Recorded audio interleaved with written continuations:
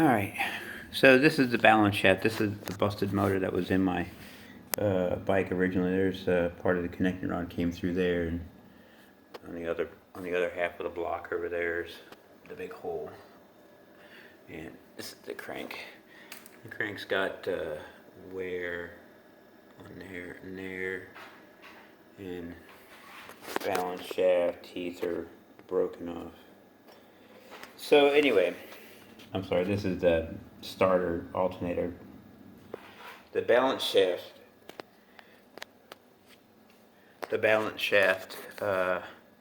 they have alignment marks.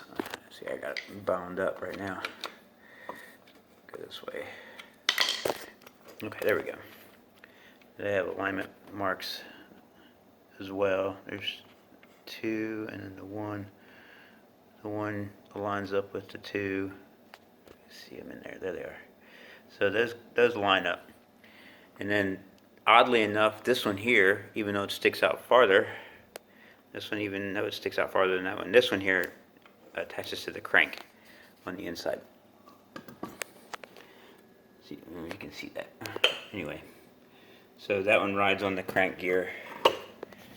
This crank gear here, the one that has the notch in it, that runs the harmonic, that runs the balancers. So what I think, if you loosen these are, both of these are T30s. This one here, I'm sorry, this is a 45. This is a 30. So if you take these out, I already have them loose. You take these out, and you can get the shaft out. And I'll take it out just so you can see. I actually have this loose. So if you want to get the harmonic, the balancer out, you want to get the balancer out, you have to tighten this up, and then this pulls out. So I'll put this back on, just so you can see what it looks like.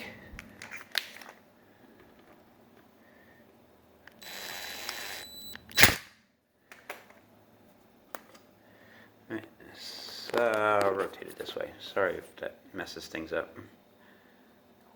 That comes out. Now there's a seal right here. That seal right there keeps all the oil in where it's supposed to be. It does have an oil port. Focus. It does have an oil port.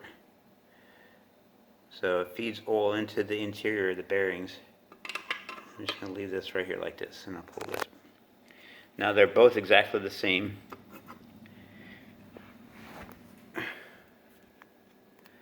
This side here has a recessed lip on it like that, and the bearing.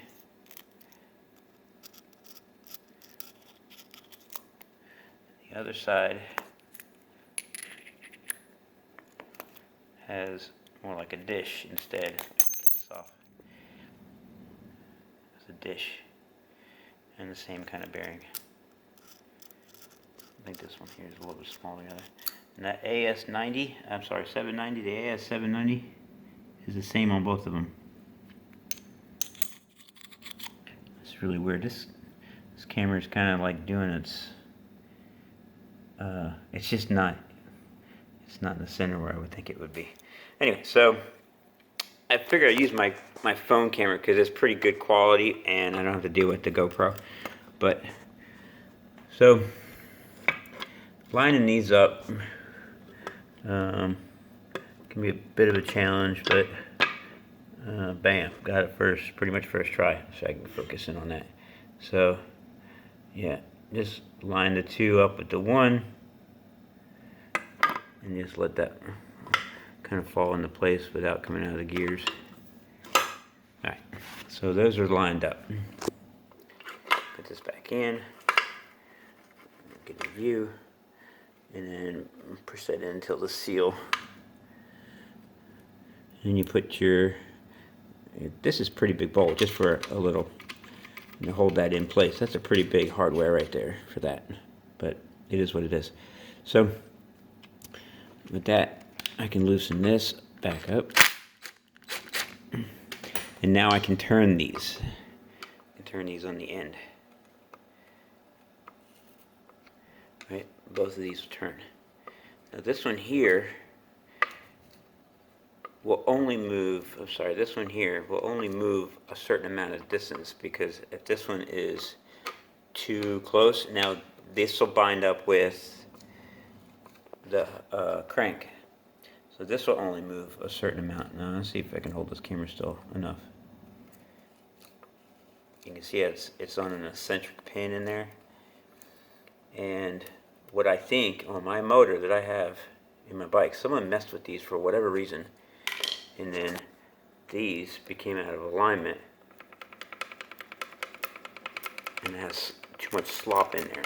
So when I'm on the gas, they're pulling on the same direction, and they're nice and tight. And then when I let off gas, it goes the other direction, and then they're just enough out to where I get a crazy vibration. So if I can somehow get this down to where that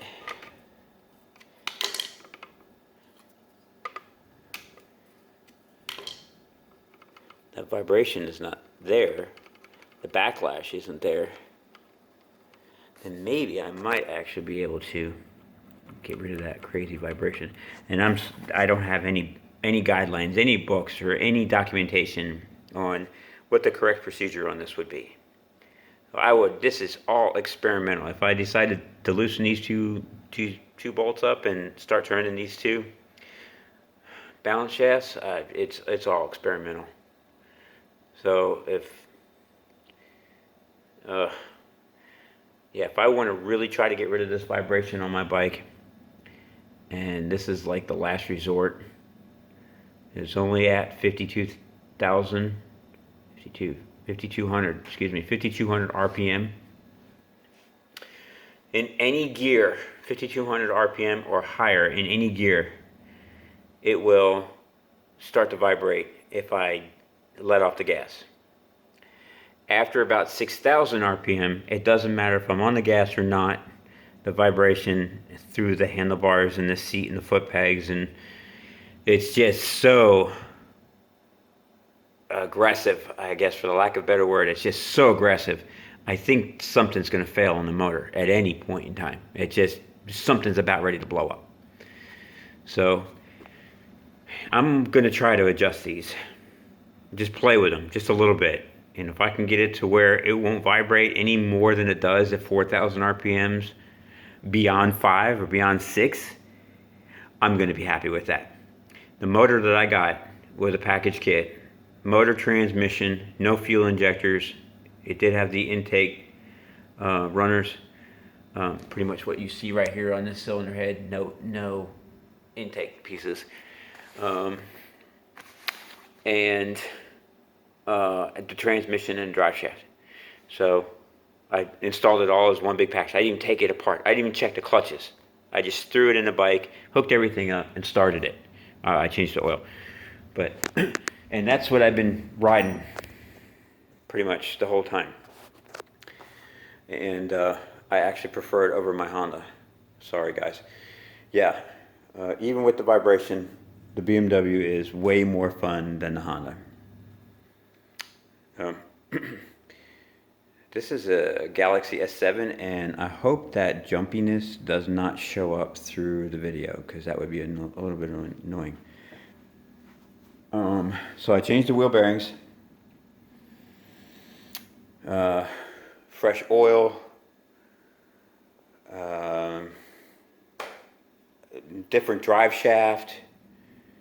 I might do the tires just to rule them out, but I can't see that being, after 5,000 RPMs, I can't see that being the problem. But I don't know. Let me know what you think, really, because I'm going to try these balance shafts, and I'm going to mark them where they are now, and then I'm going to adjust, and I'm going to document, and I'm going to adjust, and I'm going to document. If no change whatsoever happens, I'm going to put them back where they were, and I'm going to put my spare motor in. Yes, I have a spare motor for my bike with everything.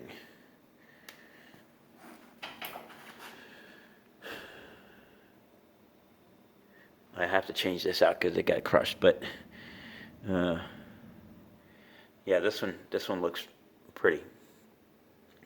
It did not have a transmission when I got it. So I did have a request to have a transmission swap. Someone requested a transmission swap, so I might do that. I might use this one I might use this motor right here as how it would be done, because the transmission will go right in there. I have to put my transmission back together though. It's still apart. Alright, ladies and gentlemen, boys and girls, kids of all ages, this is 10 minutes. So let me know. You think the balance shafts will work? That would be interesting to know.